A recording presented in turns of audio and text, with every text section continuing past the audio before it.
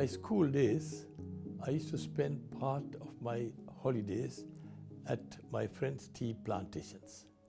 There I saw how hard the workers put in their efforts and how diligently they worked and how poor their living conditions were. But as a young schoolboy, I didn't form an opinion. I only saw that they worked hard. And the environment, the atmosphere, the plantations, cool, fresh air, the smell of tea factories made me love the tea industry. At that time, Ceylon then, it's called Sri Lanka now. At that time, Ceylon was under British colonial rule. And they treated the tea industry very secretively. So as a young man, 24 years of age then, I said, I'm going to have my own brand of tea one day when consumers all over the world will get pure Ceylon tea of the highest quality, and it will bring integrity back to tea, and it will have a purpose behind my business. And above all, I said, my earnings I will share with the poor and my workers. Next day when I woke up, I said, what a bad idea that was. I didn't have a chance in hell of getting into the big world of tea dominated by multinational, 2 or 3 multinational. So I tried to forget about it. However, that what was an impossible dream kept haunting me all the time. And I came back to Sri Lanka and I started my business or my job with a British company, F. Jones & Company, and I continued to do what I was against, to supply tea in bulk to London and many other countries, the US, Australia, New Zealand, South Africa, in large quantities. There they blended and sold as Ceylon tea, which I detested. But I had Hobson's choice. I had only that job to do. After a while, I left that company and started on my own. There I was able to do what I wanted, and eventually, after 34 years, I launched my own brand of tea. Single origin tea meant a lot, but I did not have enough money to promote and advertise and explain that. Single origin means, in this case, it is from Ceylon, now Sri Lanka. So when a product comes from a country, the money you pay for it at the supermarket goes back into origin, into the country. So the country, the brand owner in the country is able to use the profits the way he thinks he wants. In the case of all other brands, they are owned by traders. Traders are people whose only objective is profits. Profit at any cost. If the plantation workers are starving, they are not concerned. They want to buy cheaper and cheaper. Whereas in this case, I said to refer to origin because I'm a farmer, tea farmer. My family owns plantations.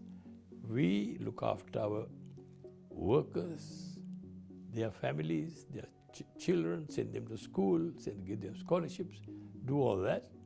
And the benefits of my earnings from tea are shared with the workers, plant, and now the building, that was my objective at the moment, and it grew on that concept. Consumers believed what I said.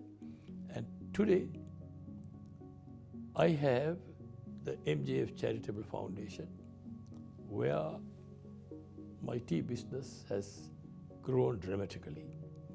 I have several companies in the MJF group of companies.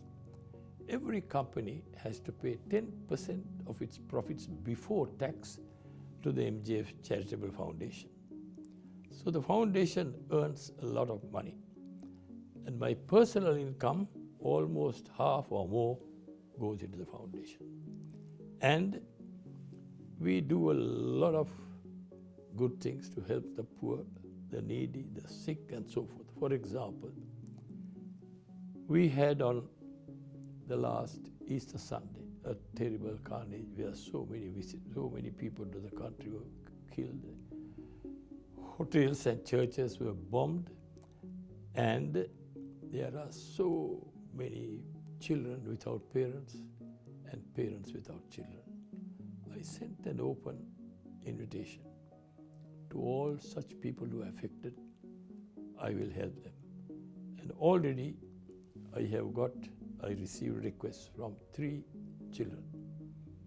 One girl in university in China, 2 boys in a school in Colombo. They said their parents went in the church. So I told them I will continue your. She had 3 more years of education in China University. I'll fund all that. And the 2 boys, I said, all your education, I will take care of. And I allocated a certain amount of money, 25 million rupees, for that particular cause. Anyone who affected by that, give it. Nobody asked me to do that, but as a responsible citizen, as a successful business, I owe a lot to the community and the poor people. I had the feeling that if I am seated in a comfortable home and the people around me, even in the whole village, are poor, I want to help them. That is what my mother taught me. When I was young, very young, she taught me how to care for my neighbors and share with the poor. Sharing with the poor, all my goodies, chocolates, sweets, cakes I get, she cuts in half and gives it to the poor children. I used to cry and say, don't do that. And she didn't take any notice of it. But her purpose dawned on me when I made money in my business. When the money started coming more than my use, I thought, what shall I do? Shall I become a millionaire, rich man, or share it with the poor? What my mother taught me came straight to my mind, so I had no choice. I will do that, and today I am doing that. I am very proud of what I am able to do, what my mother taught me. If you help the poor, if you help the community, if you help other than yourself, if you help people around us, if you help your country, the good Lord will bless you in absolute abundance. All the strife in the world today is because of selfishness, greed, me. We must think of you, everybody else.